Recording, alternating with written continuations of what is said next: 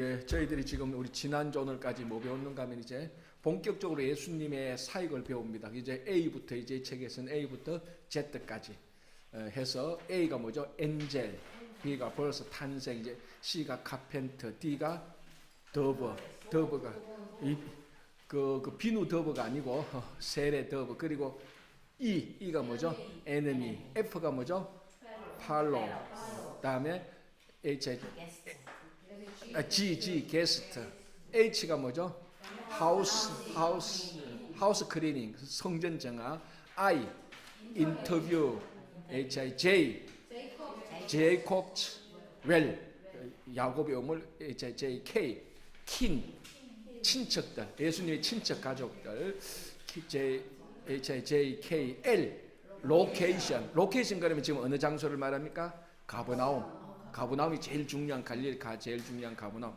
물론 뭐 가버나움만이 로케이션이라는 의미는 전혀 아니고 다른 거 많습니다. 그죠? M 메시지, N 네이처 자연, 그리고 O 맞죠? N 다음 O죠. O opposition 반대자들.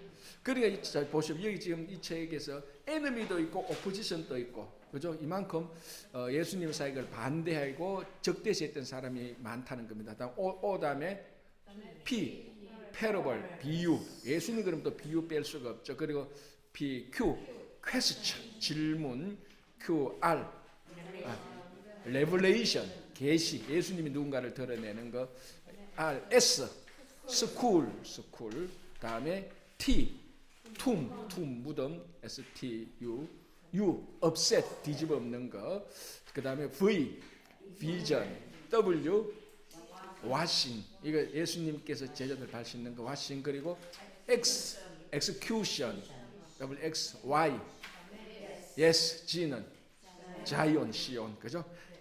이렇게 해서 이제 여러분들이 예수님의 전생애를 A로 쭉 해서 하면 여기 이제 다 포함되는 겁니다.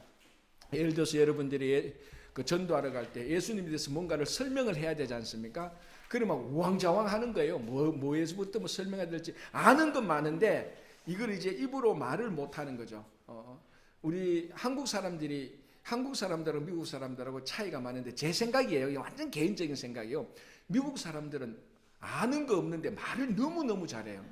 들어보면요, 별도 5분만 하면 될걸요. 1시간 떠들어요, 진짜로. 제가 수업 해봤잖아. 제가 제일 처음에 공부하러 왔잖아. 뭐 영어 안 듣기니까 막 귀를 쫙 묻어서 들어요.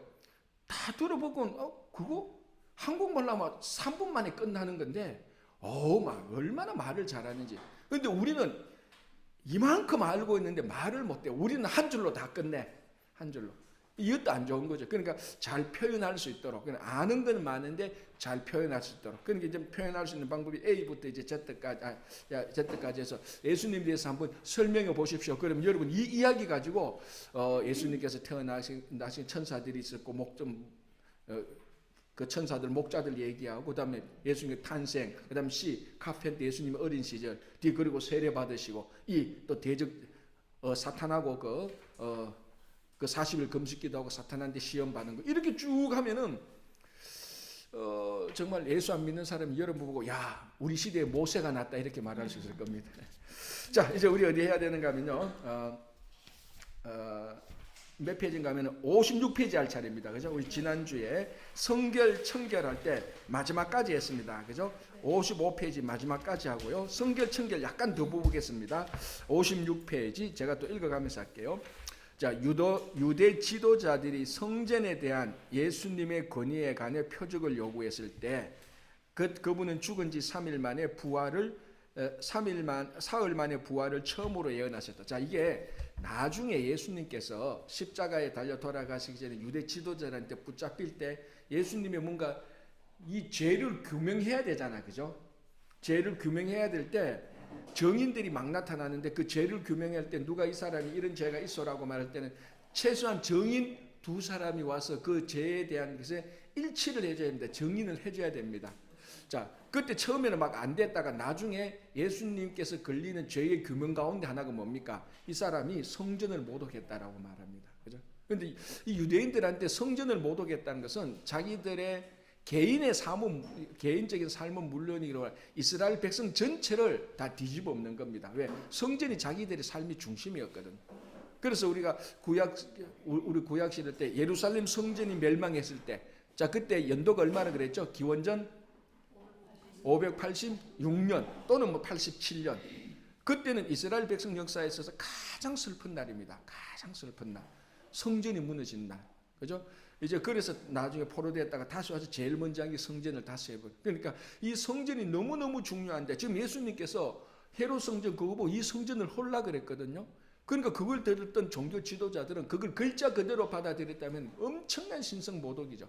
근데 이제 우리가 이제 요한복음 보면 그것은 예수님이 이 성전을 헐라 3일 만에 내가 다시 일으키겠다고 말할 때 자기 몸을 말씀하신 겁니다. 그러니까 이걸 또 사도 바울이 나중에 하지 않습니까? 제가 몇 번 강조했는 것처럼 우리 몸이 성령의 전이 거하는 성전인 줄 모르느냐라고 했던 겁니다. 그죠? 그래서 이 성전 정화는 굉장히 중요한 사건이고, 또 하나 우리가 신앙생활할 때 교회가 어떠해야 되는가에 대해서 잘 알려주는 사건이 바로 이 성전고요. 성전 정화 사건이, 그리고 이 사건을 통해서 이제 예수님이 처음으로 부활할 것이라는 간접적인 예언이 나오는 거죠. 그죠? 이 성전을 헐라 내가 3일 만에 다시 세우겠다라고 말할 때 이 성전은 자기 몸을 가리킴이라라고 했는 것처럼. 그죠? 자, 위에서 세 번째 줄, 물론 이는 예수님으로 하여금 백성에게 인기 있는 유명인이 되게 하였고 제자들로 하여금 성전에 대한 그분의 권위를 믿도록 도움을 줬다. 자, 이제 예수님께서 이렇게 말하니까 백성들이 되게 좋아했습니다. 왜 좋아했는가 하면 그 당시 그만큼 성전이 타락하고 있었다. 제가 지난주 마지막에 했지 않습니까? 그래서 환전소 차리고 양 이제 자기들이 준비한 양을 안 사면은 그 인스펙션 할 때 다 페일시키고 자기들이 준비한 양을 사도록 하고 이제 거기서 오는 그 많은 그 이익들 이제 이거 가지고 자기들이 나눠 먹고 뭐 어느 정도는 성전에 주고 자기 인마이 포켓하고 이렇게 해서 가장 진짜 이것이야말로 가장 수입이 좋은 종교 비즈니스였습니다. 그걸 예수님께서 이제 막 가서 뒤집어 엎고 하니까 그 백성들이 안 그래도 저 성전이 그만큼 중요한 건 아닌데 타락했으니까 그걸 예수님께서 이제 그 정화하니까 사람들이 막 이제 인기가 있는 거죠. 자, 이것도 사실은 문제예요. 그죠? 이렇게 인기 있다가 나중에 우리 다 알잖아요. 예수님께서 십자가에 달려 돌아왔으니까 싹 다 도망가는 거. 그죠? 자, 보겠습니다. 물론 이는 예수님으로 하여금 백성에게 인기 있는 유명인이 되게 하였고 제자들로 하여금 성전에 대한 그분의 권위를 믿도록 도움을 주었다. 그러나 그것은 또한 그분으로 하여금 PBI, 이제 이 책이 재미있게 만들어 놓은 거예요. 미 연방 수사국의 약칭인 FBI를 연상시키는 용어인 PBI. 이거는 이제 그 뒤에 보면 페르시 뷰로 오브 인베스티게이션 해서 이제 이렇게 이제 좀 재미있게 만들어 놓은 겁니다. 이제 이때부터 진짜 종교 지도자들에게 요시찰 인물이 되는 거죠. 아, 진짜 저 사람은 주의해야 되겠다. 우리가 살펴야 되겠다. 이제 그렇게 되는 거죠. 그죠? 자, 다음에 인터뷰, 대담. 요건 이제 니고데모 얘기를 하고 있습니다. 니고데모가 이제 그 당시 우리가 말할 수 있는 굉장히 상위층 그룹이죠. 그죠? 굉장히 상위층 그룹인데 이 사람이 이제 예수님의 진리에 대한 구원에 대한 고민을 가지고 있다가 예수님의 이야기를 듣고 밤에 찾아오지 않습니까? 이게 또 의미가 있죠. 그죠? 낮에는 못 찾아옵니다. 아직까지는. 왜냐하면 낮에는 사람들 보는 눈이 있고 자기 체면도 있고 하니까 그럼에도 불구하고 거기에 대한 고민이 있으니까 밤에 찾아오는 겁니다. 그래서 여기는 제가 볼 때는 초점은 밤이 아니고 찾아왔다는 데 초점이 있는 겁니다. 그죠? 그렇게 고민이 있었는데 밤이라도 찾아가 보겠다는 거죠. 자, 얼마 후 같은 성 예루살렘에서 유대의 관원인 한 바리새인, 자 니고데모는 바리새인입니다. 자, 이 당시에 자 우리 성경에 나타난, 제가 처음에 얘기했죠, 성경에 나타난 바리새인이 다 나쁜 바리새인인가? 그렇지 않습니다. 이 니고데모 같은 바리새인은 좋은 사람이고 그 당시 백성들한테 제일 그래도 존경을 받고 인기를 얻고 있는 종파는 바리새인들이었어요. 바리새인들. 그래도 사두개인들은 완전 종교 귀족들이잖아요. 그죠? 종교 귀족들이고 권력에 빌붙은 사람들입니다. 사두개인들은. 그러나 그래도 바리새인들은 백성들하고 함께 서민적이고 백성들과 함께 신앙생활 하려고 하는 사람들이었습니다. 물론 예수님을 대적했던 바리새인들은 이제 그 중에 완전히 진짜로 형식 제도화된 그런 이제 바리새인들이었죠. 그죠? 자, 이제 그 중에 좋은 바리새인이 한 사람이 있으면 니고데모죠. 그죠? 자, 그리고 제일 좋은 바리새인이 누구였죠? 여러분들이 알고 있는 대로 바울. 바울이 바리새인 중에 바리새인이었죠. 그러니까 바울이 진짜 자, 아까 말했지만 바리새인 할 때 페르시거든요. 영어 페르시잖아. 히브리 헬라어도 그렇고 그 뜻이 원래 뭐라고 했죠? 제가 옛날에 로마서 설교할 때 했는데 바리새인 할 때 바리새 페르시의 원래 뜻이 뭡니까? 구별됐다는 겁니다. 차별하고는 좀 다르죠. 차별은 이제 거기에 멸시 무시하는 거고 구별은 그냥 구별이. 원래 바리새인 뜻이 구별됐다는 건 어디로부터? 세상으로부터 구별된 사람. 그러니까 거룩하고 경건하게 사는 거죠. 그러니까 뭐 원래 그러니까 이 바리새인 사도 사울이었죠. 그때 사울도 원래 그 바리새인이었어. 그러니까 굉장히 프라이드가 있었단 말이죠. 그래서 진짜 사울이 바울이 되었을 때 그때 진짜 바리새인이 되는 겁니다. 무슨 말인지 알겠죠? 진짜 우리는 바리새인이 돼야 되는 거예요. 제 의미를 알겠죠, 그죠? 이 예수님을 대적하는 제도화된 형식화된 율법 지키면 된다는 그런 바리새인이 아니고 진짜 세상으로부터 구별된 바리새인이 돼야 하는 거예요, 우리가. 그죠? 그래서 성경의 바리새인들 보면 다 나쁜 바리새인이 아니고 이제 좋은 바리새인도 나오는데 그 중에 한 사람이 이제 니고데모라는 겁니다. 자, 위에서 셋째 줄, 그 대담 인터뷰의 셋째 줄 중간에 니고데모는 그분이 하늘로부터 오신 선생이시라고 바로 인식했다. 아직까지 이 니고데모가 우리가 말하는 구주 그까지는 아니지만은 하늘에서 오신 선생이라는 생각까지 했다는 거. 그 다른 바리새인들하고 완전히 차원이 다른 거죠, 그죠? 자, 이제 그러면서 이제 고민이 생긴 거예요. 어떻게 하면은 이거 좋은 진짜 우리 말로 하면 니고데모가 진짜 바리새인이 되고 싶은 거예요. 진짜 바리새인. 그런데 자기 주변에 있는 그 바리새인들 보니까 이건 진짜 바리새인이 아니고 막 제도화되고 형식화되고 하니까 진짜 바리새인들이 되고 싶어가지고 예수님을 찾아간 거예요. 그죠? 자, 예수께서는 하나님 나라를 보기 위해서는 거듭나야 한다고 니고데모에게 말씀하셨다. 자, 우리는 이제 예수를 믿어서 거듭나야 된다, born again 해야 된다라고 말할 때는 그 의미를 다 압니다. 그죠? 그런데 이 말을 처음 들었던 니고데모는 born again 한다는 말을 글자 그대로 들을 수밖에 없죠. 그러면은 죽었다가 다시 살아나야 되나? 엄마 뱃속에 들어가서 다시 나와야 되나? 아주 예수님한테 기괴한 소리를 듣는 겁니다. born again 다시 태어나야 된다?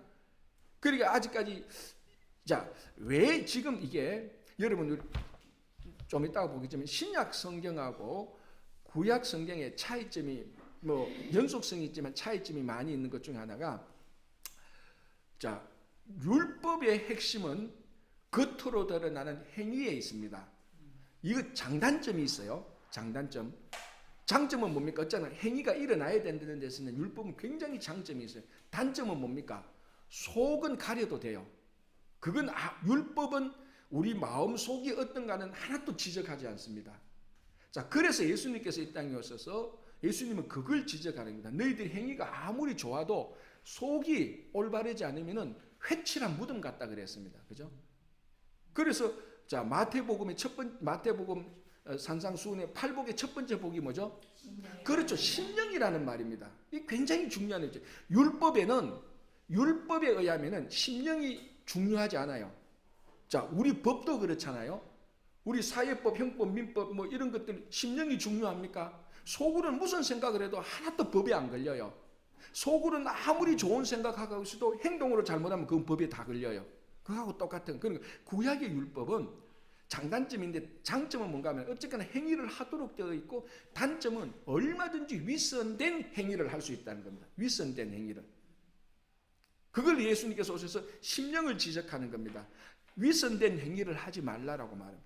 그런데 이게 또 잘못되면 어떻게 되면 그러면은 우리는 심령만 좋으면 돼. 행동은 뭐 안 해도 돼. 마음 하나님께서 내 마음 보시잖아. 이게 여기 함정이 있는 거예요. 하나님께서 내 마음 보시잖아. 나 진짜 순수해. 그래서 행동은 안 하고 맨날 마음만 닦아. 이게 바로 심령의 함정입니다. 그렇죠? 그래서 우리가 신약 성경은 야고보가 필요한 거예요. 너희 믿음이 행위로 드러나지 않으면 그건 참 믿음이 아니다라고. 자, 그래서 여기도 보면요, 니고데모가 왜 거듭나야 된다는 말을 왜 이해를 못하죠? 니고데모는 전부 다 바리새인과 율법을 위주로 공부를 했거든요. 그리고 율법 위주의 공부는 심령에 대한 초점이 없어요. 심령이 거듭나야 된다는 말을 상상할 수 없는 겁니다. 왜냐하면 율법은 행위, 드러난 것, 겉으로 보이는 것. 그러니까 이런 생각이 꽉 있는 사람한테 너 거듭나야 된다니까 행위 드러난 것이니까 엄마 뱃속에 들어갔다 다시 나와야 되느냐? 이런 생각이 지극히 당연한 거죠. 사고방식이 그렇게 되어 있다고요. 거듭나야 된다고 말할 때. 그때 이제 예수님께서 그 사고방식의 패턴을 부수는 거죠. 그게 네가 엄마 뱃속에 드러나는 게 아니고 우리 쉽게 말하면 영적으로 거듭나야 된다. 심령이 거듭나야 된다고 하는 거죠. 이게 이제 율법의 가장 단점을 예수님께서 보완해 주는 겁니다. 우리도 그렇잖아요. 우리도 우리가 어떻게 살아가느냐에 따라서 다 편파적인 게 있습니다. 그죠? 이제 그래서 구약하고 신약하고 차이점이 이제 이렇게 있는데 예수님께서 그 부분을 굉장히 지적하면서 그러면 예수님 앞에서는 우리는 마음의 동기만 있으면 되냐? 그렇지 않죠. 예수님께서 뭐라고 하면서 산상수훈의 마지막 결론이 뭡니까? 산상수훈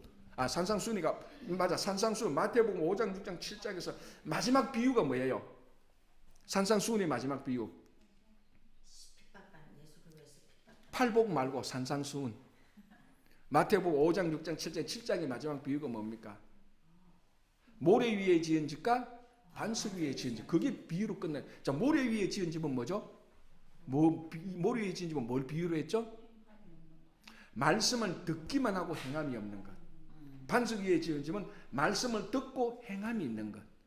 자, 산상수훈을 다 말씀하시니까 산상수훈은 구약의 사람들이 생각하는 것을 다 뒤집어 엎는 거예요. 다 뒤집어 엎었어요. 그죠?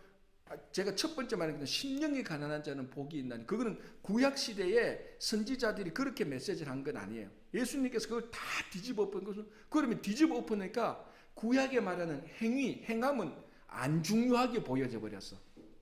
그래서 예수님께서 결론은 아니다. 그거 안 중요한 게 그것도 똑같이 중요하다. 그래서 마지막 비유로 너희들은 반석 위에 지은 집이 되어라. 말씀을 듣고 심령의 변화를 받고 거듭나고 그리고 똑같이 행하라. 그래서 예수님께서 구약의 심령의 그러니까 우리가 예수님께서 가장 바리새인들을 많이 지적한 뭘 많이 지적했습니까? 그 사람들의 위선, 회칠한 무덤. 요게 제일 많이입니다. 그죠? 그래서 요거의 핵심이 뭐냐? 마음과 행실이 속과 끝이 다르다는 겁니다. 요걸 갖게 하라는 겁니다. 요거 갖게 하는데 초점이 뭐냐? 심령에 있다는 겁니다. 심령에. 참 심령이 되면은 참 행위가 나타난다는 겁니다. 그런데 구약은 율법은 참 심령에는 초점이 없어. 그저 율법에 따라가기만 해. 행위만 봐. 그 속은 다 거짓말이야. 내가 너를 사랑해 하면서 케이크를 주는데 속은 아니야. 다른 사람을 좋아하고 있어. 그래도 율법에서는 괜찮아. 케이크만 받으면 돼. 근데 예수님께서는 그거 아니라고 말이죠. 진심으로 좋아하고 진심으로 케이크를 줘야 된다. 두 가지 똑같이 말하는 거죠. 그렇죠? 그래서 니고데모 이야기가 바로 여기서 나옵니다. 그 니고데모가 아니 자기는 그런 말을 들어본 적이 없거든. 심령이 거듭나야 된다? 와, 우리 율법은 심령에 아무 상관없어요. 우리 율법 지키면 돼요. 이제 그런 사람이죠. 그러니까 거듭나야 한다고 할 때는 이해를 못하는 겁니다. 그죠? 자, 다시 대담 인터뷰의 위에서 넷째 줄인가요? 다섯째 줄. 예수께서 하나님 나라를 보기 위해서는 거듭나야 한다고 니고데모에게 말씀하셨다. 니고데모는 왜 거듭나야 하는지를 이해할 수 없었다. 왜? 자기가 그렇게 살아왔기 때문에 심령이 거듭나는 것을 몰랐기 때문이죠. 예수께서는 지상생활에 들어가기 위해서는 육체적 출생이 필요한 것 같이 하늘에 들어가기 위해서는 다른 출생이 필요하다. 자, 하나님 나라는 먹고 마시는 것이 아니고 의와 희락과 화평이다 그랬어요. 이거 전부 다 육신에 관련된 거 아니죠. 행위에 관련된 거 아니죠. 심령 영적인 것입니다. 그죠? 그래서 자, 쉽게 말하면 이런 겁니다. 영적인 것은 영적인 것으로 봐야 되는 겁니다. 그죠? 그러니까 하나님 나라는 영적인 것에 있는 겁니다. 자, 영적인 것에 있다고 해서 우리 현실하고 상관없다 그게 아니죠. 그죠? 그 영적인 것이 있다고 해서 우리가 육신을 무시하는 것이 아니지만은 영적인 것을 알기 위해서는 우리가 그것을 영적으로 바라볼 수 있는 영이 깨어 있어야 되는 겁니다. 자, 이게 우리 성도들이 신앙생활 할 때 제일 중요한 패턴이잖아요. 교회 생활하는데 거기에서 어떤 영적인 원리, 영적인 이유를 찾지 못한다면은 그냥 교회는 일반 다른 종교 단체하고 똑같은 종교 단체에 불과한 겁니다. 그냥 기독교라는 종교지. 그러나 이것이 진짜 참 신앙이 되기 위해서는 우리가 영적인 것이 무엇이라는 것을 늘 깨어 있어야 되는 거죠. 늘 내게 무슨 일이 생긴다, 내가 무슨 일을 하려고 한다, 늘 영적인 점검이 있어야 되는 겁니다. 내게 좋은 일이 생기고 나쁜 일이 생기고 일상적인 삶 속에서도 그 영적인 것을 반드시 점검을 해야 되는 것이죠.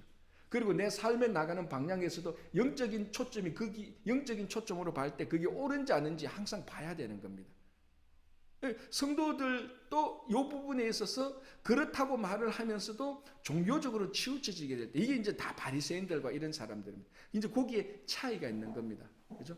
그래서 니고데모가 하나님 나라는 다 영적인 겁니다. 의와 희락과 화평이라고 한 것처럼 그 하나님 나라 영적인 것이 보기 위해서는 영이 거듭나야 되는 거죠. 그건 육신이 아니고.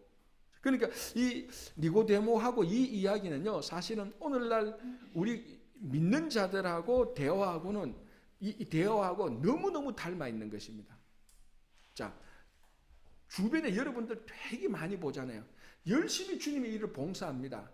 그런데 무슨 일이 생겨서 이렇게 하나하나 인터뷰를 해보면요, 지난 30년 동안 봉사했는 게 영적으로 봉사한 게 아니야.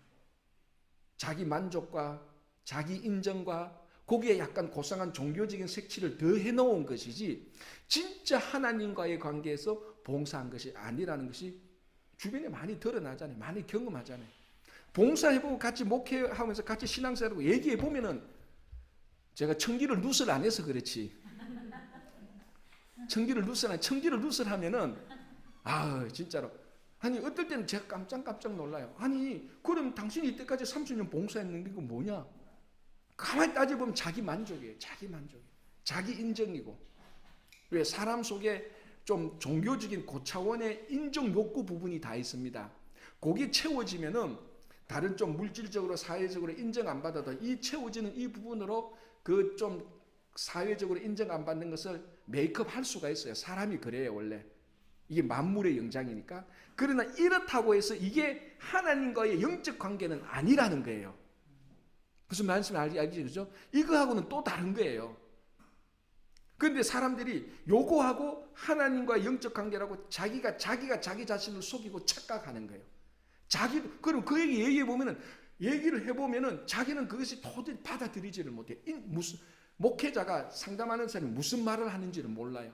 내가 지난까지 나는 하나님께 봉사했는데 왜? 라고 말하는데 가만히 들어보면 하나님께 봉사한 게 아니야. 진짜 하나님 관계에서 한 게 아니야. 자기 종교적인 욕구를 만족시켰는데 그걸 하나님과의 관계에서 했다고 자기도 착각하고 있는. 미안하지만요, 목사들 가운데서도 그런 사람이 있어요. 목회자들 가운데서. 솔직히 많지는 않지만 얘기해보면 이 사람은 왜 하나님을 위해서 일을 하는 건지 그냥 종교적인 사제예요. 그냥 이 사람은 종교만 바꿔서 불교 갖다 놔도 잘할 거예요. 왜? 진정한 하나님 예수 그리스도하고 관계가 아니니까. 종교성이니까. 그러니까 우리 성도들도 많이 그렇단 말이에요. 봉사를 하는데 다 이게 하나님과의 관계에서 영적으로 거듭난 봉사가 아니고 거듭난 것처럼 보이는 착각적인 봉사를 하고 있는 거예요. 그게 이제 막판에 딱 부딪히면 이제 다 드러나는 거죠. 그죠? 그래서 이 니고데모의 이 인터뷰는 굉장히 중요한 의미가 있는 겁니다. 그죠? 자, 볼게요. 세상의 죄를 위한 대속 제물로 자기 아들을 주시기까지 하나님은 세상을 사랑하셨다. 이제 우리가 할 일은 구주 예수님을 인격적으로 믿고, 자, 여기에는 무조건 밑줄을 끊어야 됩니다. 인격적으로.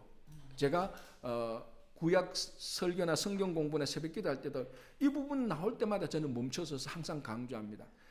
구약의 모든 우상들은, 그리스 로마에 나오는 모든 신들은, 단군 신화까지도, 마늘을 먹고 사람이 된 곰까지도 인격적인 신은 하나도 없습니다.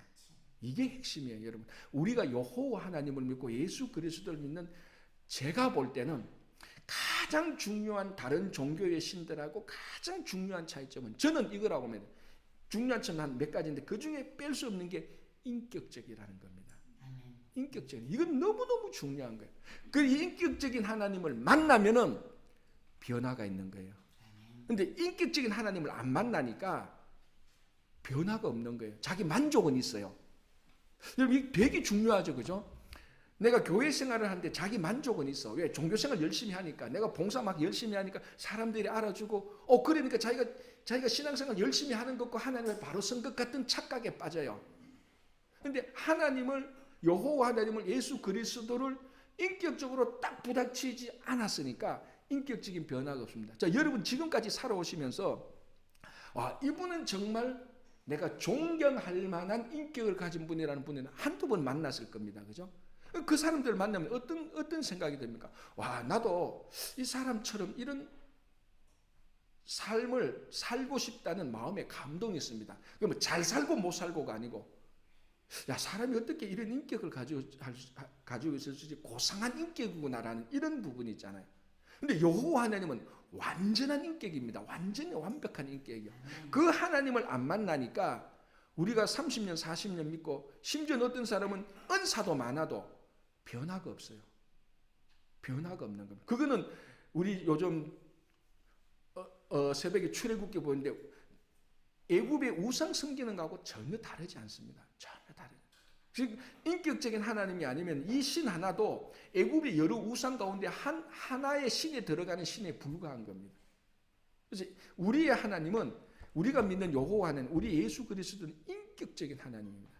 완전한 인격. 그렇죠? 그래서 너무 중요해요. 그래서 예수 그리스도를 만나면 감동이 오고 내 삶의 인격이 바뀌는 거죠. 그렇죠? 자, 그래서 인격적으로 믿고 천국의 소망으로서 그분만을 의지하는 것다. 인격적으로 믿어서 이제 소망이 바뀌는 거죠. 하나님 나라에 대한 소망을 가지게 되는 겁니다. 이 세상에서 나와 내 가족과 이런 소망을 훨씬 더 뛰어넘어서, 그죠? 소망으로서 그분만을 의지하느니라. 구원은 우리가 믿는 것을 조건으로 하여. 자, 여기 자칫하면 이제 오해가 되는데, 조건으로 하니까 요 말이 좀 헷갈리게 되는데요.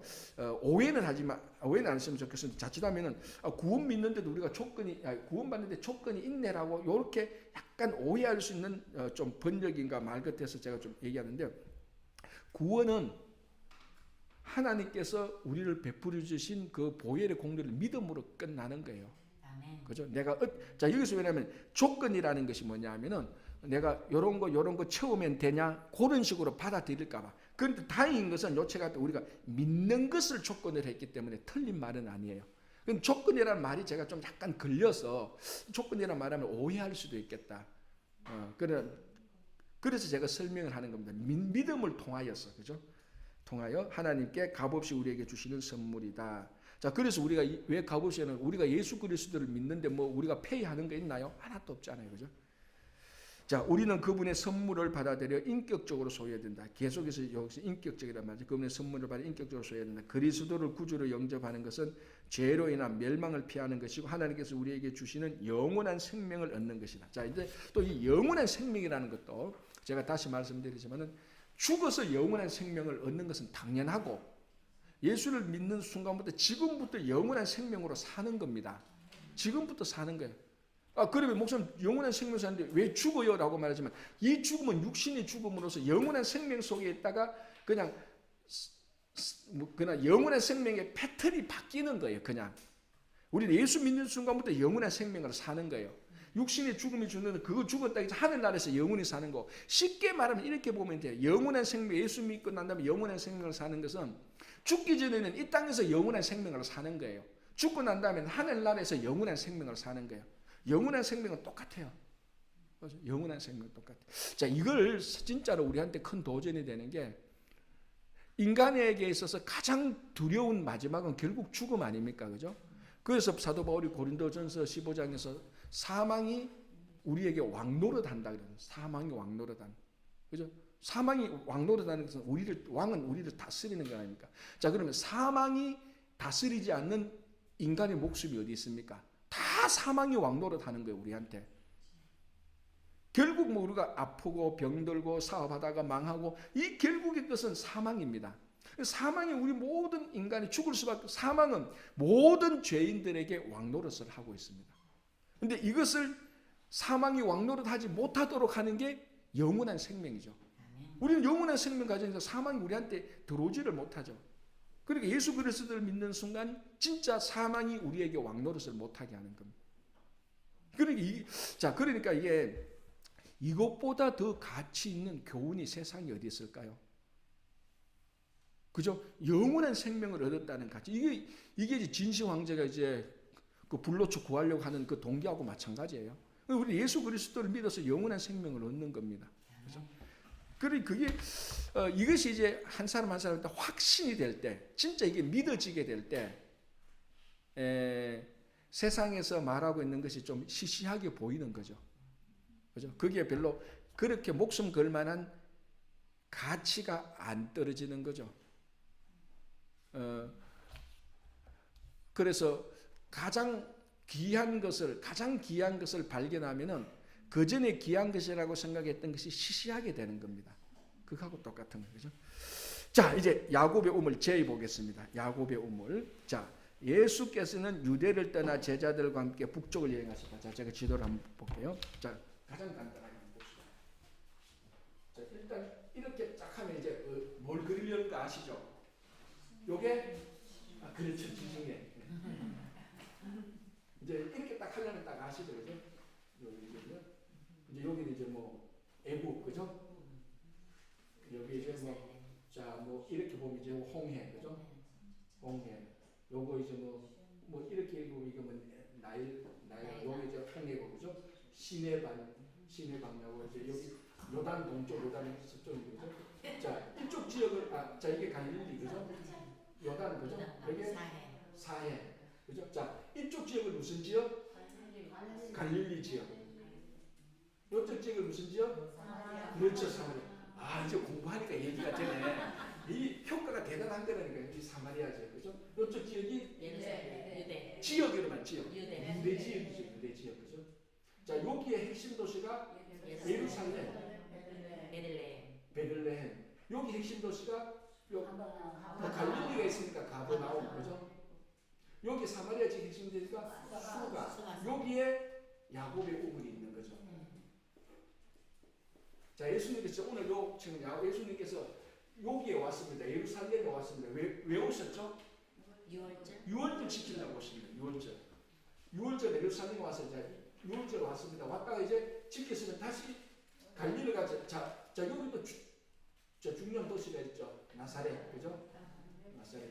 예수님 그럼 여기서 유대 지역에서 이제 유월절 지키고 올라가야 되잖아요, 그죠? 근데 대부분은 사마리아 지역을 안 거쳤다고 얘기했죠.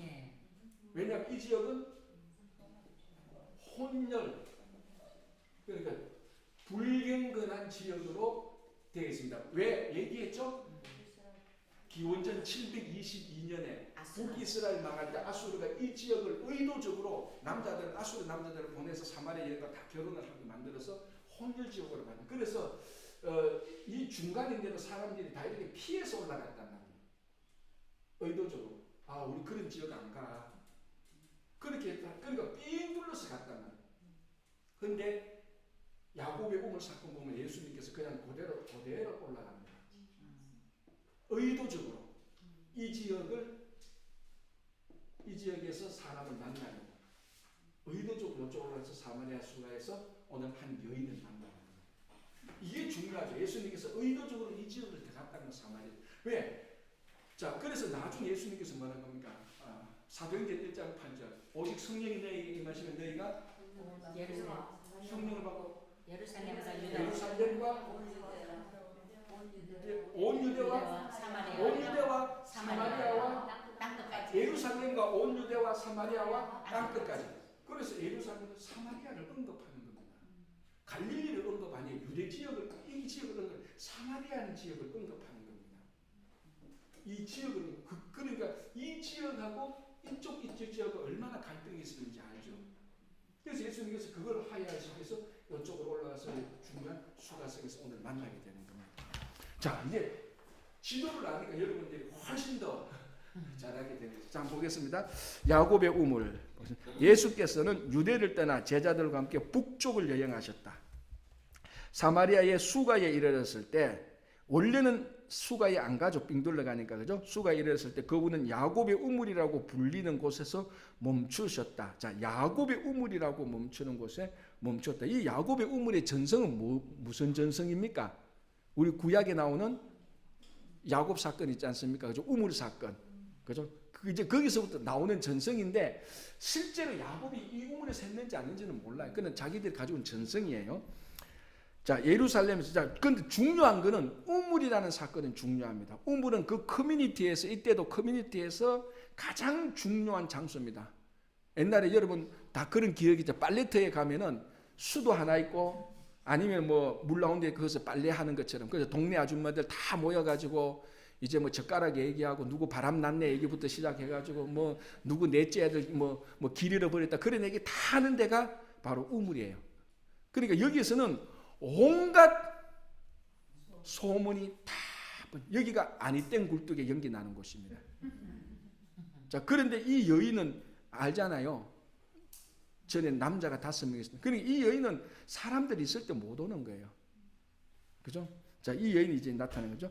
자, 예루살렘에서는 예수께서는 니고데모라는 존경받는 사람과 이야기를 하셨다. 자, 예루살렘에서 니고데모라는 아주 존경받는 최고 엘리트를 만나셨고, 사마리아에서는 정반대로 남자가 아닌 여자, 유대 남자가 아닌 사마리아 여자, 가장 신분이 높은 우리말로 상원 의원이 아니고 여기서는 뭡니까? 거리의 여인이에요, 사실은. 그 여인은 그러니까 예수님께서 만나는 부류를 보면요. 나는 저런 사람 안 만나. 그런 사람이 없습니다. 나는 저런 사람 안 만나 하는 사람도 만나는 거예요. 예수님께서. 그죠?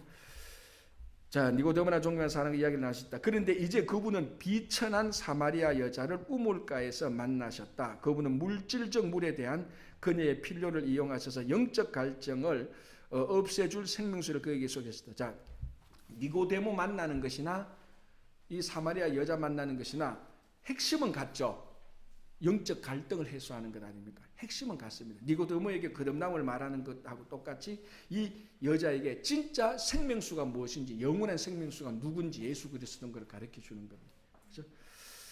자, 사마리아 여인은 자기가 한 일을 다 알고 계시는 우물가에서 만난 그분을 자기 동네에 전했다. 이게 아주 특별한 겁니다. 이 여자가. 자, 니고데모도 예수님을 만나서 거듭남을 아는데 니고데모가 뭐 나가서 같은 바리새인에게 복음을 전했다 이런 기록은 없습니다. 했는지 안 했는지는 몰라요. 그런데 요한복음을 보면 이 사마리아 여자는 확실합니다. 이분이 영원한 진짜 구약에서 말씀하신 그 메시아임을 아는 순간에 마을로 내려가서 펄쩍펄쩍 뛰면서 와보라. 내가 메시아를 만났다라고. 이게 진짜 메시아를 만난 누구 시킨 것도 아니고, 자, 이 여자는 사람들 앞에서 고함 칠 수 있는 사람이 아니죠. 여자가 아니죠. 자기도 안다고. 자기가 얼마나 그 마을에서 사람들이 자기에 대해서 수근수근 거리는지 다 안단 말이에요. 근데 이런 여자가, 이런 여자는 보통 사람들 앞에서 안 가잖아요. 근데 이런 여자가 사람들을 다 불러옵니다. 와보라. 사람들 다 와보라. 내가 메시아를 만났다라고. 이게, 그러니까 메시아를 만난 그 감동, 기쁨, 아마 이거는 여러분들이 진짜 로또 복금 한 500만 불 많은 것보다 더 기쁘지 않을까?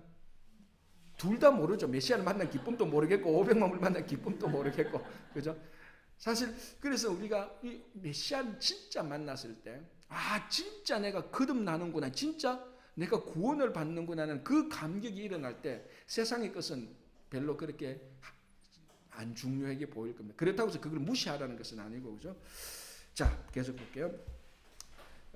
사마리아 여인은 자기가 한 일을 다 알고 계시는 우물가에서 만난 그분을 자기 동네에 전했다. 그 말을 들은 수가성 남자들은 귀를 쫑긋하며 그가 진실로 나에 대해서도 알까라고 생각했음이 분명하다. 많은 남자들이 이 여인과 죄악된 관계를 맺었었다. 그죠? 아마 우리가 좀 소설을 약간 쓴다면은, 그죠? 한 뭐 B급 연애 소설 다 쓸 수 있겠죠. 이 여자 관련해서, 그죠? 그러니까 거기에 관련된 남자들이 전부 다 이상하게 생각했을 거 아닙니까? 그러나 진짜 이 여자가 이제 거듭나게 되는 거죠, 그죠?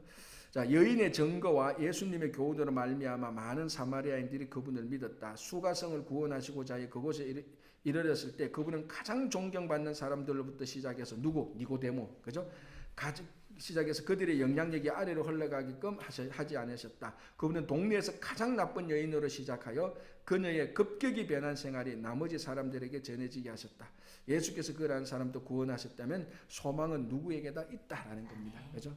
그래도 제가 여러분 사생활을 다 모르다 전에 남자 5명 있었던 분은 제가 한 분도 없는 것 여기서 이렇게 대충 봐도 그러니까 남자 5명 있었던 이 여인도 예수님을 만나서 아무런 부작용 없이 예수를 믿을 수 있는 겁니다. 그죠?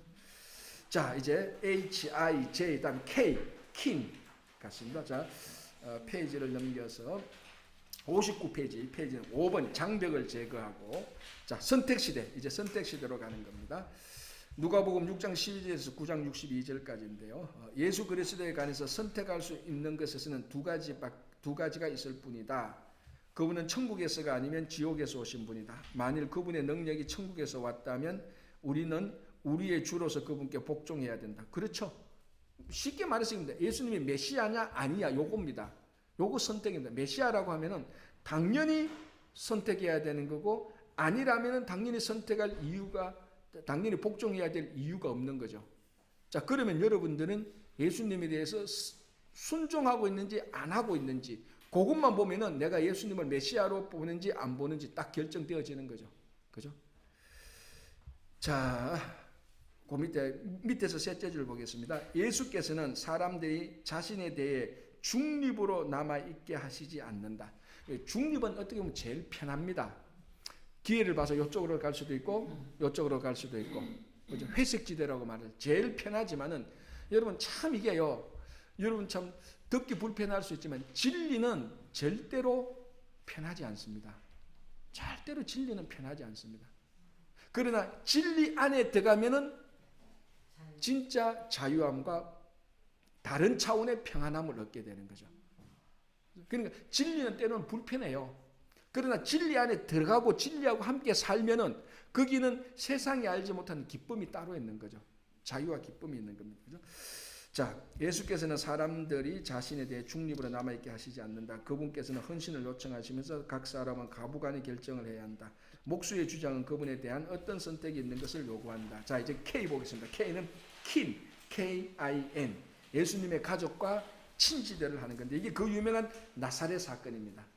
여러분 성지순례에 가신 분 나사렛 가봤죠? 바위 있고, 그죠? 그걸 보면 거기서 밀으면은 바위 산 것, 언덕이죠, 뭐 산이라기보다는 그 이제 밀쳐서 죽는 그 나사렛은 지금 거의 99%의 주석자들과 해석자들과 성경 그 성지순례 안내자들이 말하는 나사렛 그게 맞습니다.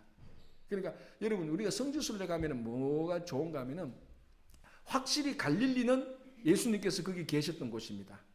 그 이견이 없죠. 나사렛 확실히 예수님께서 거기서 자라나신 곳입니다. 예루살렘 어디가 십자가 있었는지 정확히 딱 포인트는 못하지만은 그 어디점은 우리가 정확히 알 수 있어요. 그 어디점에서 분명히 예수님께서 돌아가셨다는 거예요. 그 이게 예수 그리스도를 구주로 고백한 우리들한테는 그게 얼마나 감동입니까? 그런데 이 나사렛은 바로 그 나사렛이 맞는 겁니다. 자, 거기에서 누가 있었느냐? 예수님의 가족들, 친지들이 있었는데 이 가족들, 친지들 간에서 일어나는 일들을 얘기하는 거죠. 자, 북쪽으로 여행하다가 고향 나사렛, 자, 북쪽으로 가다가 사마리아 수가 있다가 나사렛 가는 거죠. 쭉 올라가 나사렛에 오는 거죠.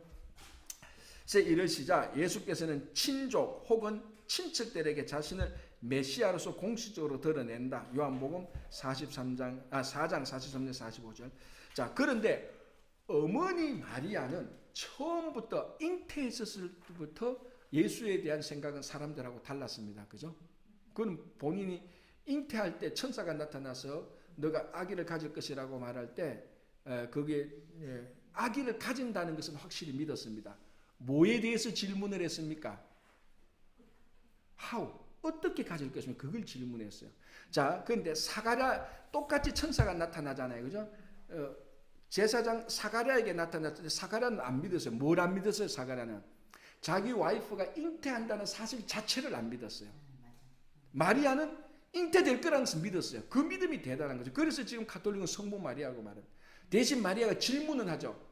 잉태될 것을 믿는데 how? 어떻게 해요? 나는 남자를 모르는데 어떻게 다른 방법이 있어? 그 방법이 뭡니까에 대한 질문을 한 겁니다. 근데 사가랴는 애시당초 방법이 아니고 사실 자체를 안 믿는 거예요.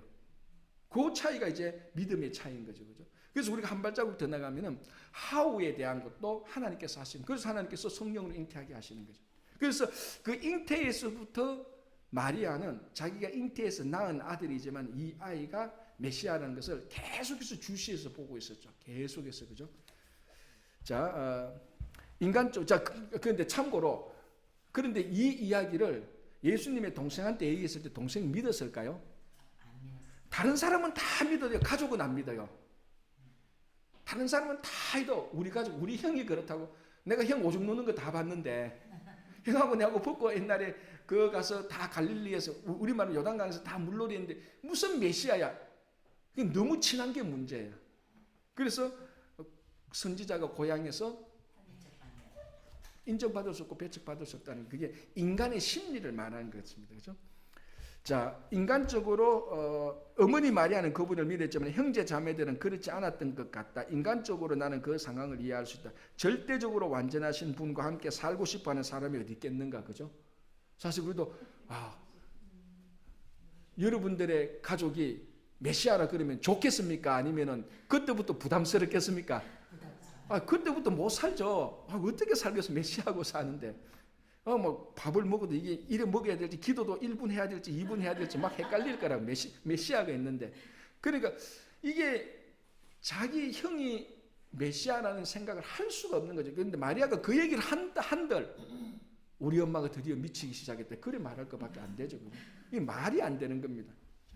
자, 그래서 이 참 가족 간의 관계에서 메시아가 나타난다는 건 참 어려운 겁니다. 그걸 얘기하는 겁니다. 그죠? 어릴 때 그분은 언제나 장난감을 챙기고 신발을 정리하실 때 그분은 언제나 부모의 말씀대로 따르셨다. 예수님의 형제 자매가 유대 지도자들보다 먼저 그분을 십자가에 못 박지 않은 것이 오히려 놀라울 따름이다. 유머로 말하는 거죠. 그죠? 자, 우리 이 사건 있지 않습니까? 여기 나왔지만 이제 예수님께서 막 유명해질 때 예수님의 마리아하고 그 가족들이 와서 예수님 만나러 갈 때 예수님께서 하신 말씀 있잖아요. 누가 나의 가족이냐? 하나님의 뜻을 알고 따로 순종하는 사람이 내 가족이에요. 신앙의 가족을 말하는 겁니다. 그렇다고 육신의 가족을 무시하는 건 아니고. 그죠? 그래서 거기서 우리가 알 수 있는 것은 뭐냐면 신앙 공동체를 통하여서 가족을 가지는 새로운 가족. 이제 우리 말하면 교회 공동체죠. 여기서는 영적인 것을 새롭게 유대할 줄 알고 연대할 줄 알아야 되는 그런 공동체입니다. 그죠? 자, 예수께서는 지상의 가족과 친구들에게 최우선적으로 복음을 전하셨다. 그러나 그들은 대부분 그분을 배척했다. 예수께서 죽은 자 가운데서 살아나신 것을 보고 나서야 동생 야고보가 겨우 그 믿음을 믿게 됐다. 이거는 확실합니다. 동생 야고보가 누구죠? 사도행전 15장의 예루살렘 회의를 주관했던 바로 그 야고보입니다. 그래서 실제로 그 당시 행정적 최고 지도자라고도 할 수 있는, 그러니까 어떤 그 당시 뭐라 그러면 교권이라고 그러나 좀 이게 나쁜 말로 잘 인식되어서 그런데 사실 나쁜 말은 이제 교회에 대한 파워는 베드로하고 야고보하고 비슷비슷했어요. 예수님의 동생 야고보가 그때 이제 사도행전 15장을 보면 잘 나타나죠, 그죠? 바로 그 동생 야고보가 이제 예수님께서 부활하시고 난 것을 보고야 이제 우리 형이 육신의 우리 형이 그분이 이 땅에 오신 하나님이었다고 믿게 되고 그때부터 이제 전적으로 헌신하게 되는 거죠. 하나님 나라를 위해서. 그죠? 자, 그리스도와 마찬가지로 가족과 친족이 있는 우리 자신의 예루살렘에서는 우리는 하나님의 계획을 그들과 함께 나눌 수 있다. 그와 동시에 배척을 받는다 해도 놀랍게 생각해서는 안 된다. 예수께서는 완전한 정인이시오 선생이시지만 그럼에도 불구하고 잘하는 자들의 불신이라는 반응을 체험하셨다.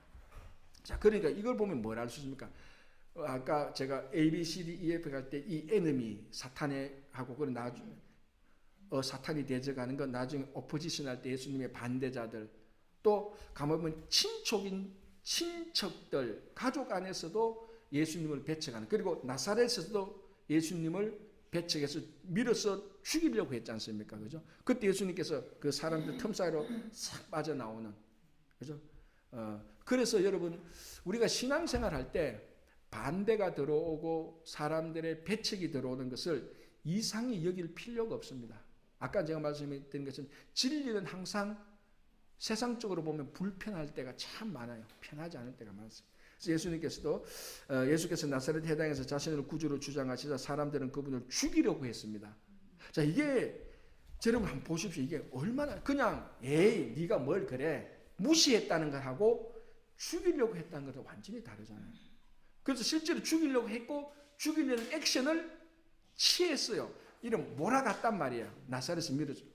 한순간에. 그러니까 자기하고 같이 자란 사람들이에요. 예수가 어릴 때부터 봤던 사람들이에요. 근데 그 사람들이 예수가 메시아라는 걸 주장하자마자 이게 갑자기 사람들이 그 속에 악한 것들이 들어와서 우리 같으면 어떻게 합니까? 에이 메시아 웃기고 앉았네. 에이 가자 집에 가자 이랬을 거라고요. 근데 이 사람들은 그게 아니고 딱 결합해서 죽이려고 했다는 거죠. 자, 여러분들이 예수 믿는데 여러분 죽이려고 했던 사람들이 있습니까? 없죠. 혹시나 있었어요? 없죠.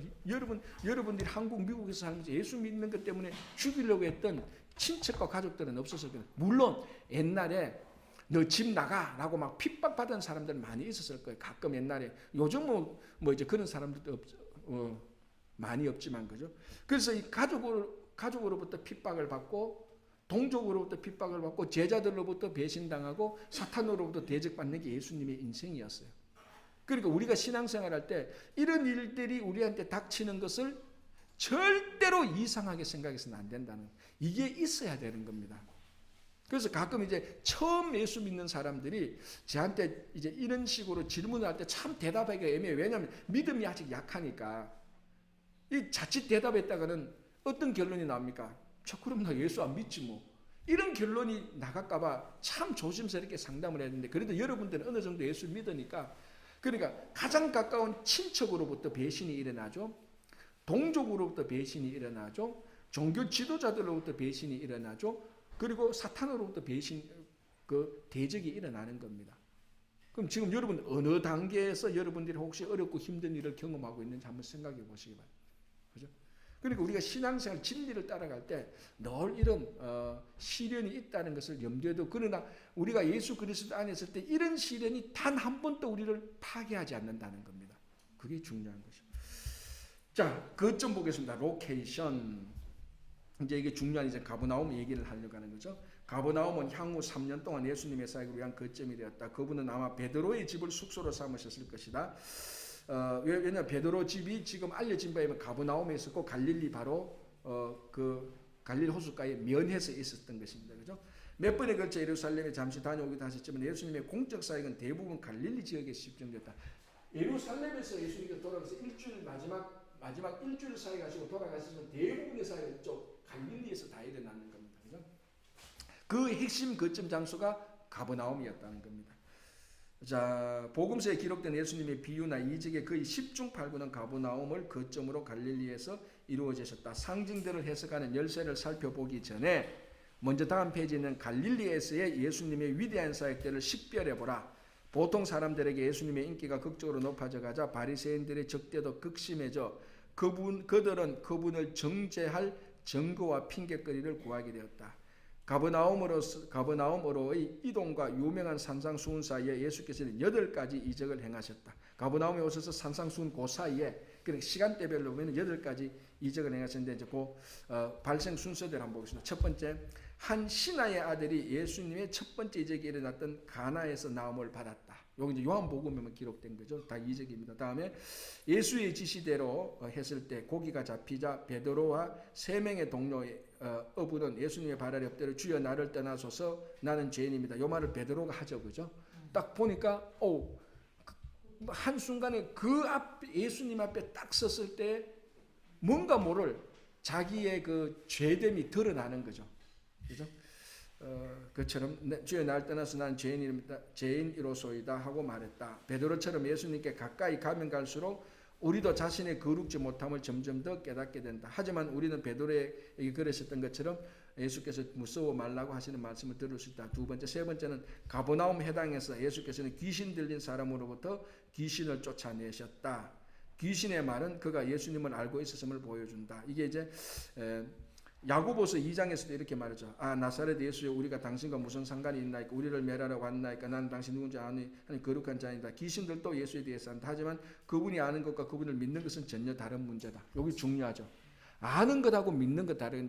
제가 지난주에도 얘기했죠. 사탄은 우리보다 성경을 더 많이 알고 하나님을 더 많이 알고 있습니다. 그런데 못하는 것은 순종 못하고 찬양 못하고 기뻐하지 못하고 영광 돌리지 못하고.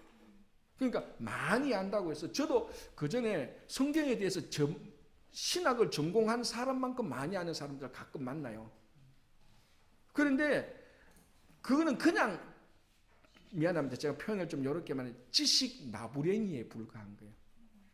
그렇잖아요. 아니 예수님에 대해서 많이 아는 건 좋아. 그런데 그게 순종과 신앙으로 연결되지 않을 때는 그냥 불교의 부처 많이 아는 것하고 전혀 다르지 않아요. 우리가 자칫 성경 공부를 자칫 잘못하면은 그냥 이 아는 것에 만족을 하고 이 아는 것이 마치 내가 신앙생활을 더 성숙해졌다고 착각할 수 있는 함정에서 빠져야 된다는 겁니다. 그죠? 그래서 여기서 제가 했지 않습니까? 그 무덤가에 있는 귀신이 예수님이 저 멀리서 볼 때 사람들은 몰라봤는데 바로 그때까지만 해도 제자들은 예수님이 구주인 줄 메시아인 줄 몰랐어요. 처음에 따라갈 때. 제자들은 모르는데 귀신은 알았다니까요.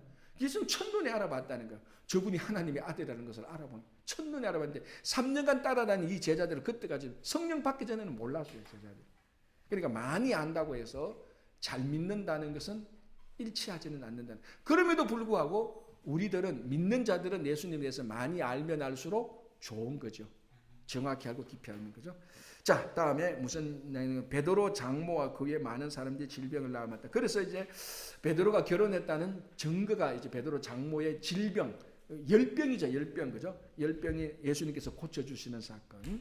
다음에 문둥병자를 고치신 후 예수께서는 유대 제사장들에 가서 그것을 증거하게 하셨다. 나병 고치는 거. 자, 이 나병이 여러분 아시다시피 구약 시대에 그리고 예수님 시대 나병은 가장 대표적인 저주받은 병으로 인정을 했어요. 그래서 가장 나병 환자가 오면 가장 우리말로 하면 재수 없고 기분 나쁜 그런 사람이라고 생각했는데 예수님께서 이 나병 환자를 고치는 그는 뭡니까? 저주를 풀어주는 거죠. 자, 우리 한국 사람들은 이런 말 되게 좋아합니다. 우리는 한 맺혔다. 이걸 푸는 거잖아요. 우리나라 정서에 있어서. 그죠? 그래서 우리나라 샤만 무속 쪽에 가면은 뭡니까? 다 무당 굿하는 게 전부 다 뭐예요? 한을 풀어주는 거예요. 한을 풀어서 귀신을 달래는 거예요. 그래서 저주를 물러가게 하는 겁니다. 종교적인 속성이죠. 그죠? 근데 예수님께서는 어떻게 보면 이런 같은 맥락은 사실은 있는 게 예수님께서는 그 저주 받았다고 생각하는 그 나병 환자를 예수님께서 고쳐주시는 거예요. 그런데 정작 본인은 저주받은 십자가에 달려 돌아가시는 거예요. 그러니까 이분이 메시아죠. 우리의 모든 것을 다 받고 그죠? 자, 이제 그 다음에 이제 되게 중요한 거 나오는데요. 예수께서 중풍 걸린 사람, 그 중풍병자 그 4명 나오는 그 사건 있죠. 예수께서는 죄사함의 권세를 갖고 계시다는 증거로 지붕을 통해 극적으로 내진 중풍병자를 걷게 하셨다. 자, 여기 보면은 이 사건 아죠. 중풍병자가 왔을 때 예수님이 일어나 걸어라 말하지 않고 뭐라고 말합니까? 내 죄 사함을 받았다고 말합니다. 이게 또 이제 바리새인들한테 또 열불나게 하는 거예요. 바리새인들. 왜냐하면 죄 사함의 권세는 누구에게만 있습니까? 하나님에게만 있거든요. 근데 이 사람이 일어나 걸어라 해서 걸어가면은 와 기적을 베풀었다라고 이렇게 칭찬해 주는데 죄 사함을 말했었다고 했을 때는 이거 완전히 또 다른 거예요. 그럼 네가 하나님의 아들이냐 이제 이렇게 되는 거죠. 근데 예수님께서는 의도적으로 그렇게 말씀하시는 거죠. 그거 보면은 일어나 걸으라고 말하는 게 더 쉽다. 그러나 내가 일부러 의도적으로 죄사함을 받게 하는 권세가 있는 줄 알게 하려고 죄사함을 받았다라고. 죄사함을 받았다는 순간 이제 이 중풍병자가 낫게 하는 거죠. 뭘 알 수 있습니까? 예수가 하나님이라는 것을 알 수 있죠. 예수가 하나님의 아들이라는 걸 알 수 있죠. 그러니까 이런 것들을 계속해서 기적을 통해서 예수님이 누군가를 보여줌과 동시에 그 예수님께서 병든 자들에 대한 긍휼함이 있는 것을 보여주는 겁니다. 자, 그럼 바리새인들은 뭡니까? 긍휼함도 없고 능력도 없고 뭐는 있습니까? 입은 살았죠. 어떻게 가만보면 우리도 그렇지 않나요? 교회에서 늘 불만이나 다른 교회뿐만 아니라 직장도 똑같습니다. 여러분 헌신하는 자는요 불만이 아니에요. 여러분 축구 보세요. 누가 제일 불만합니까? 관중들. 하나도 안 뛰는 사람들. 팝콘 먹고 콜라 먹는 사람들 막 요놈요놈 다 해요. 근데 정작 뛰는 사람은 아무 불만이 없어요. 누가 잘못했다도 격려하죠. 괜찮아, 그런 일이 있을 수 있어. 그런데 팝콘 먹는 사람 잘못하면 그저 막 콜라병 던지고 팝콘 던지고. 그러면 이게 직장도 그렇고 목회해 보면요, 헌신하는 자는 불만이 없어요. 안 하는 자들이 늘 불만이에요. 이것도 똑같지 않습니까? 우리 그러니까 그 바리새인들 제가 방금 했잖아요. 자기들은 병도 못 고쳐. 그렇지 않습니까? 병도 못 고치고 아무것도 못하면서 늘 예수님을 대적하는 거예요. 예수님은 병도 고쳐줘, 살려줘, 먹여줘. 예수님은 불만을 안 해요. 그거 똑같습니다. 그죠? 자, 이제 베데스다 목가 보겠습니다. 베데스다 목가에 병자가 38년 만에 처음으로 자기의 다리를 사용했다. 예루살렘에서 첫 번째 이적을 행하시자. 이게 베데스다 목가는 예루살렘 이적입니다. 그죠? 좀 특이하죠. 갈릴리 이적이 아니죠. 예루살렘에서 첫 번째 이적을 행하신 후 예수님은 어느 날 죽음 가운데서 모든 일을 살리고 사람을 심판할 권세와 권위를 갖고 계시다고 주장하셨다. 38년. 이게 또 그 당시 그 미신하고 같이 맞물렸지 않습니까? 물이 가장 먼저 동할 때 들어가는 사람이 병을 낫는다. 이제 그게 이제 조사를 해보면 이제 그게 이제 온천하고 이렇게 해서 아마 물 치료력이 좀 있었던가 봐요. 그렇게 이제 해석하는데 중요한 것은 거기 있었던 사람이 전부 다 그 사실을 믿고 있었다고. 근데 고쳐주는 사람은 바로 옆에 있는 예수 그리스도인데 우리도 비슷하지 않나요? 진짜 우리가 어렵고 힘들 때 주님을 찾으면 되는데 자꾸 엉뚱한 길로 민간 요법 좋아하는 사람 있잖아. 빙빙 가고. 그리고 요즘은 이제 뭐 그렇지 않은데 모르겠어요. 제가 뭐 확인을 못 해봤으니까 얼마 전까지만 해도 기도하다가 안 되면 어디한테 갑니까? 용하다는 혹시 점집이 어디 있나? 그게 이 베데스다 목가에서 물 동할 때까지 기다리는 사람들 심리하고 다르지 않다고. 근데 예수님께서 거기 오셔서 아무도 못 알아봐. 고칠 수 있는 사람. 근데 이 38년 병자가 이제 예수님에게 그 고침을 받는 거죠. 다음에 예수께서는 가버나움 해당에서 한 손 마른 사람을 오셨대. 이게 또 문제가 되는 게 왜 주일날 안식일날 하셨잖아. 제가 옆에 있었으면 좀 예수님한테 좀 주님 안식일 하지 마시고 좀 하루 참읍시다 했는데 일부러 안식일날 하잖아요. 의도적으로. 안식일날에 사람을 고치고 생명을 주는 게 더 귀하다. 그러니까 안식일의 본질을 가르쳐 주는 겁니다. 이런 것을 통해서 일부러 안식일을 어기려고 하는 어떤 뭐라고 하면 그 왜곡된 성품이 아니고 안식일의 본질을 알려주고 나중에 뭐라고 말합니까? 안식일의 주인은 예수님이 안식일의 주인이라고 말합니다. 그러니까 이런 말씀을 통하여서 직접적으로 예수님이 누군가를 계속해서 보여주는 겁니다. 그럴 때마다 바리새인들은 계속해서 열받는 거죠. 종교지도를 계속해서 열받는 거, 계속해서 어떻게 하면 죽이려고 계속해서 모의하고 작전을 짜게 되는 거죠. 자, 다음에 바리새인들과 헤롯 당은 선한 사람들을 위해 하나님의 이러한 능력으로 나타내는 것을 기뻐하기보다 어떻게 그리스도를 죽일까 하는 음모를 꾸몄다. 자, 이게 저는 처음에는 별 것 없이 봤는데 나중에 보니까 여러분 이게 누가 누구를 죽인다는 것은 정치가들이나 이런 사람들이 하는 일이에요. 그런데 여기 보면은 종교 지도자들이란 말이에요. 이 종교 지도자들의 마음이 왜곡될 때 사람을 죽이려고 하는. 그래도 다른 것은 다 해도 정치가들이야 뭐 늘 배신해서 사람 죽이고 숙청하고 자기들이 권력을 쥐지 않습니까? 그런데 그런 일 똑같은 패턴이 아니 종교 지도자들이 예수님한테서 행하고 있단 말이에요. 그게 좀 우리가 좀 고상하게 말하면 종교가 타락하게 될 때에 이게 얼마나 악하게 되는가를 보여주는 겁니다. 그래서 흔히 세상에서 제일 어려운 게 종교개혁이라고 그러지 않습니까? 정치개혁보다 종교개혁이 제일 어렵다고 말을 하는 거예요. 그만큼 이 종교, 우리 속에 있는 종교가 왜곡될 때 인간은 악마가 되는 겁니다. 진짜로. 그죠? 이런 걸로 해서 사람을 죽이는 것을 쉽게 생각했단 말이에요. 정치가들도 하지 않는. 그죠? 자, 다음에 가버나움에 있는 마태의 집에서 세리들과 다른 죄인들과 더불어 식사하셨을 때 예수님은 바리새인들과 같이 금식하지 않는 제자들을 변호하셨다. 자, 이게 무슨 말인지 알죠? 그 당시에 에세네파들, 제가 얘기했죠. 에세네파 사람들이 어떤 사람들이죠? 자기들만 따로 구별해서 살면서 에세네파 사람들이 남긴 문서가 이제 쿰란 공동체에서 나타난 그게 에세네파 사람인데 에세네파는 성경에는 기록되지 않습니다. 그죠? 그러나 세례 요한이 에세네파 사람이었을 거라고 추정되는 부분은 있습니다. 자, 예를 들어 에세네파 사람들은 자기들끼리만 식사를 했어요. 바리새인들도 경건한 사람들하고만 식사했어요. 그런데 예수님께서 막 기적도 베푸시고 소위 자기 입으로 하나님의 뭐 아들인 것처럼 이렇게 말하는데 누구하고 식사를 한다는 거죠? 세리하고 창기, 정확히 말하면. 그러니까 세리하고 창기는 그 당시 사람들이 동급으로 보는 최고로 부정한 사람들입니다. 악한 사람들. 근데 예수님이 그 사람들하고 같이 식사를 했을 때 이 사람들이 완전 뭐라고 하면 예수가 저 사람이 누군 줄을 알았더라면 식사를 같이 안 했을 거라고 말하는데 알았으니까 한 거죠, 사실은. 의도적으로 한 거죠. 그죠? 자, 여기서 이제 우리가 정말 참된 신앙이 뭔가 하면은 정말 우리가 신앙이 성숙하고 마음이 열리면은 내하고 원수하고 있는 사람들끼리 앉아서 야, 밥 한번 먹자 할 수 있는 게 그게 이제 예수님의 마음이에요. 여기에 화해가 일어나고 여기 예수 그리스도의 죽음의 부활과 그래서 사도 바울은 예수님의 죽음을 계속 화목제물이라고 말하지 않습니까? 계속해서 화목제물.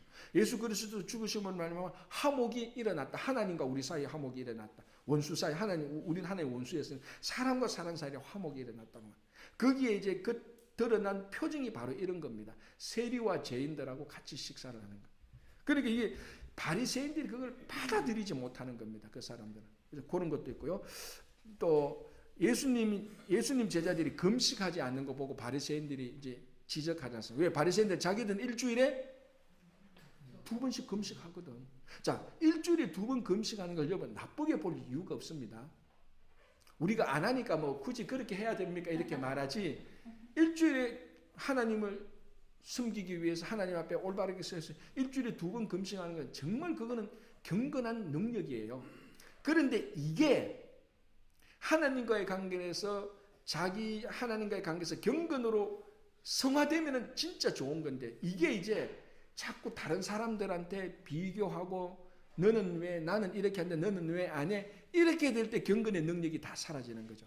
바로 바리새인들이 그렇게 말했다. 왜 당신들 제자들은 금식 안 하느냐? 자, 금식은 자기가 하나님께서 자기가 하면 되지 왜 다른 사람 하느냐고 그걸 왜 따지느냐고 쉽게 말하면. 그죠? 내 금식 계속 잘하고 내가 하나님과 하면 되는 거야. 근데 니 왜 금식 하느냐 안 하느냐? 아, 이 사람은 당뇨 걸리고 금식 못 하는데 자꾸 하라 그러면 어떻게 하냐고. 그 사람은 태생적으로 안 먹으면 안 되는 사람. 사정이 다 다른데 제 말을 하자면은 이 금식하고 이런 것들이 하나님과의 관계에서 이루어져야 될 것들을 사람들한테 옮길 때 문제가 되는 것입니다. 그래서 이 바리새인들이 왜 당신의 제자들은 금식 안 합니까? 라고 말할 때 뭐라고 말합니까? 야 결혼식 하는데 야 결혼식하고 신랑하고 같이 있는데 근데 잔치를 해야 되지 않냐? 왜 잔치하는데 너희는 장례식장으로 바꾸려고 하냐? 그런 의미죠. 금식하지 않는 그러나 신랑이 없을 때 금식하라라는 거예요. 여기서도 예수님이 누군가를 말해주는 거죠.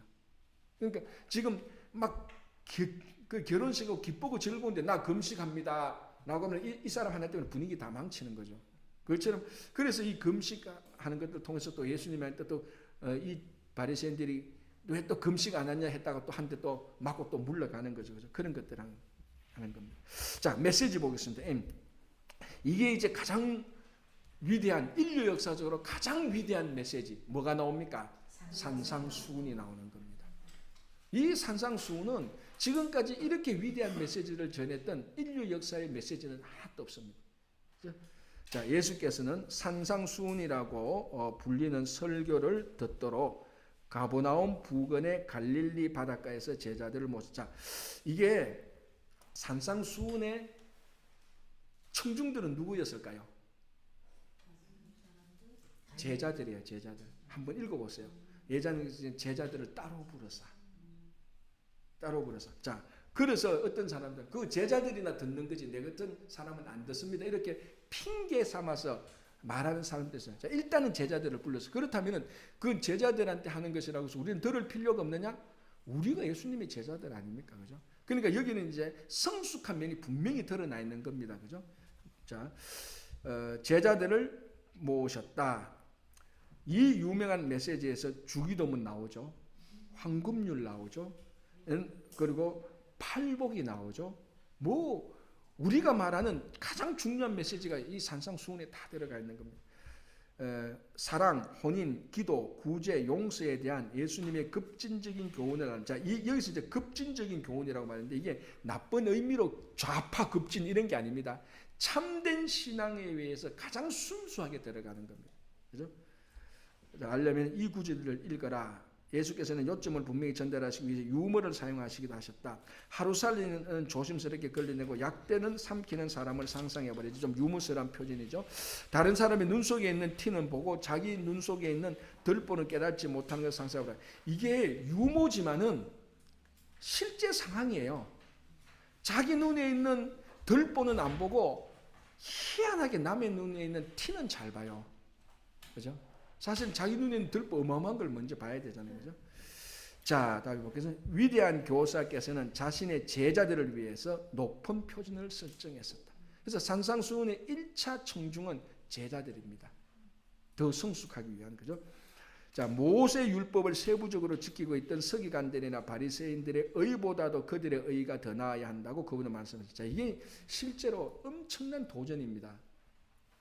여러 제자들에게 여러분들의 의가 바리새인보다 더 나아야 된다고 말을 했을 때 아마 제자들은 기겁했을 겁니다. 우리 같이 갈릴리에서 어분하던 사람들이 저 바리새인의 의보다 어떻게 더 좋아질 수 있어? 기겁을 했습니다. 왜 기겁을 할까요? 그 사람들처럼 율법을 지킬 수 없다고 자기 스스로 지레 겁을 먹고 있기 때문에. 왜냐하면 이 사람들 율법 어떻게 지켰습니까? 일주일에 2번 금식하고 11조는 뒤에서 깻잎 따는 것도 10장 따면 하나는 낼 정도로 정확한 11조, 정확한 금식. 그리고 이것만, 자, 요것만 했겠습니까? 모든 것이 율법을 철저히 지키고 나가는 겁니다. 그러니까 이 갈릴리 어부 출신들은 애시당초 그런 스타일이 아니에요. 그죠? 그러니까 만약 예수님께서 너희들의 의가 저 바리새인보다 더 나아야 된다. 그래야 내 제자가 된다라고 이렇게 만약 예수님께서 이렇게 제가 만약에 똑바로 했으면 이 제자들 다 도망갔을 거라고. 어떻게 우리가 바리새인의 의에 10분의 1도 안 되는데 더 올라가야 되느냐라고 말할 때 이제 예수님의 의가 어디에 초점이 있느냐? 심령에 있다는 겁니다. 여기서 나와서 그게 자연적으로 거듭난 심령이 행하게 될 때 그걸 말하는 겁니다. 그리고 아까 제가 말했죠. 그래서 율법은 심령에 관심 없습니다. 마음속으로는 여러분 마음속으로 100명을 죽여도 율법은 하자가 없습니다. 그런데 예수님께서 말한 의는 네가 마음속으로 아름다운 여인을 보고 정욕을 품어도 간음한 거나 마찬가지라고 말해봤어요. 그러니까 이 의의 기준이 완전히 다른 거죠. 의의 기준이. 자, 예수님은 바리새인, 서기관, 유대 전통으로부터 제자들이 들은 말과 자신이 하신 말씀을 끊임없이 대조시켰다. 바리새인들은 의롭기 위해 사람들이 지켜야 할 길다란 목록으로 율법을 축소시켜버렸다. 지켜야 될 것, 그죠?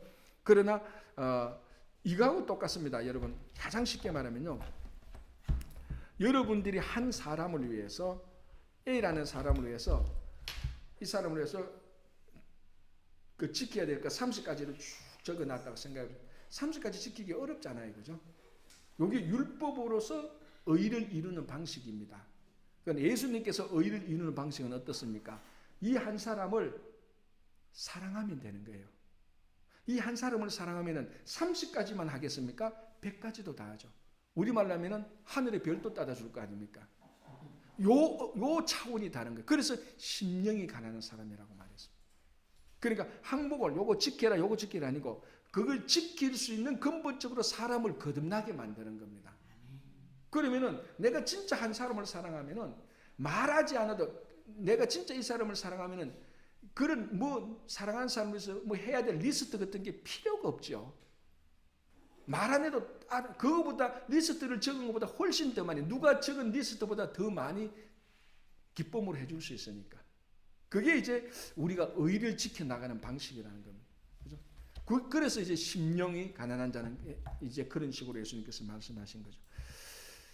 자, 다시 이제 고민 또 보십시오. 예수께서는 율법의 핵심은 하나님과 사람에 대한 진심으로부터의 사랑이라고 말씀하셨다. 하나님을 사랑하고 사람을 사랑하면은 구약에 나타난 율법은 다 지킬 수가 있습니다. 그게 능력적인 차원이 아니고 다 지킬 수 있는 거죠. 그러나 그게 안 되면은 매번 항목 따져가서 지켰니 안 지켰니 그러니까 옷은 어떻게 입어야 되니 이런 거 다 따지는 거예요. 자, 마음속의 생각과 동기는 외적인 형식보다 결코 덜 중요하지 않다. 예를 들어 정욕은 마음속에서 금지되어야 된다. 다시 말하자면 율법 어디를 봐도 마음속에 있는 정욕이 율법에 어긋난다는 구절은 없습니다. 그건 액션이 나와야 가늠했다는 것으로 나오는 거죠. 그런데 예수님은 액션이 나오기 전 이미 마음속에 그런 마음을 품었다는 것 자체가 가늠을 치는 겁니다. 그리고 훨씬 더 수준이 높은 거죠. 그죠? 자, 그렇지 않으면 실제로 가늠이나 혼전 성관계 같은 일이 일어날 수 있다. 예수께서는 반석 위에 우리의 인생을 세움으로써 지혜롭게 되거나 모래 위에 세움으로써 어리석은 자가 되라고 촉구하시며 설교를 마치셨다. 이 누가복음도 그렇고 마태복음도 그렇죠. 쉽게 무너져 버리는 사상 누각 같은 인생은 어떻게 세워지는가? 간단하다. 그리스도의 교훈을 듣기만 하고 순종하지 않으면 된다. 실컷 듣고 순종 안 하면 사상 누각이죠. 산상수훈요, 제가 방금 말씀드렸지 않습니까? 인류 역사적으로 가장 위대한 수훈입니다. 여러분들이 얼마나 많이 듣고 설교를 듣고 언제든지 읽을 수 있는데 그 위대한 인류 역사적으로 가장 위대한 메시지를 들어도 작동이 안 되는 것은 하나죠. 듣고 행하지 않으면 그냥 듣는 것이 끝나는 겁니다. 그래서 우리가 신약 성경에서 예수님께서 행함은 어떻게 하냐? 율법을 지켜서 행하는 게 아니고 사랑함으로 행하게 되는 겁니다. 그래서 한금률이 뭡니까? 하나님을 사랑하고 예수님을 사랑하고. 아니, 한금률이 아니라 가장 중요한 계명. 하나님 사랑과 이웃 사랑입니다. 그게 이 안에 뭐라고 하면서 이 안에 모든 율법과 선지자가 다 있다 그랬습니다. 구약 성경이 하나님 사랑과 이웃 사랑이 다 있다고 합니다. 이제 오늘 요까지만 보고요. 그래서 예수님께서 지금 이제 우리가 이 구약 특급 신약 간통이 지금 한 중간에 와가 있는 겁니다. 예수님께서 사해 가신 거 보고 이제 계속해서 다음 주에 또 보도록 하겠습니다. 기도하고 마치겠습니다. 하나님 아버지 감사합니다. 주님께서 이 땅에 오셔서 사해 가신 내용들을 보며 우리 자신을 되돌아봅니다. 정말 아버지는 우리가 주님을 잘 섬길 수 있도록 우리 마음을 감동시켜 주시고 우리가 율법적으로 한두 개, 서너 개 지키는 것에 만족하는 것이 아니라 무엇보다도 진심으로 하나님을 사랑하고 예수님을 사랑하는 마음으로 거듭날 수 있도록 성령께서 역사하여 주시옵소서. 그래서 우리가 이런 시간을 통해서 날마다 신앙의 도전을 받으며 이 도전에 응하며 더 성숙한 주님의 귀한 자녀들 될 수 있도록 도와주시옵소서. 특별히 건강도 지켜주시고 또 우리 가정과 자녀들 위에도 주님께서 늘 함께하여 주시고 또 직장과 또 우리 교회 위에도 주님의 풍성한 은혜를 더하여 주시옵소서. 감사하며 예수님 이름으로 기도합니다. 아멘.